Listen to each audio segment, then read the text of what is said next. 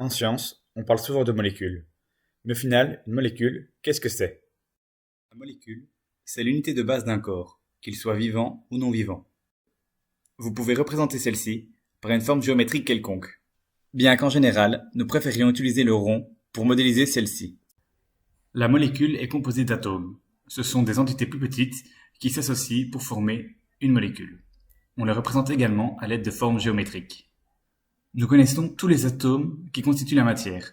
Ils sont tous repris dans le tableau périodique des éléments, appelé également le tableau de Mendeleïev. Au final, nous pourrions faire une corrélation avec la cuisine. Les atomes représenteraient les ingrédients que nous pourrions combiner de manière différente afin d'obtenir des molécules différentes, donc des plats différents. Chaque type de molécule est donc caractérisé par sa propre combinaison d'atomes. Cela signifie que chaque type de molécule possède des caractéristiques qui lui sont propres. Les atomes sont donc comparables à des ingrédients que l'on peut agencer afin d'obtenir de nouveaux corps. Prenons par exemple l'hydrogène et l'oxygène. Lorsque ces atomes s'associent, ils vont former la molécule d'eau. Celle-ci est constituée de deux atomes d'hydrogène et d'un atome d'oxygène. Aux conditions normales de température et de pression, elle se retrouve à l'état liquide. Elle est essentielle à la vie, et je vous rappelle qu'il faut en consommer 1,5 litre par jour. En effectuant l'électrolyse de l'eau, c'est-à-dire la dissociation de la molécule à partir d'un courant électrique, nous allons obtenir deux nouveaux corps à partir des mêmes atomes. D'une part, les atomes d'hydrogène vont s'associer par deux afin de former du dihydrogène, et d'autre part, les atomes d'oxygène vont s'associer par deux afin de former du dioxygène. Ce sont tous les deux des gaz. Le dioxygène est un corps que nous devons inspirer constamment. En effet, il est nécessaire à la respiration cellulaire, processus qui nous fournit de l'énergie.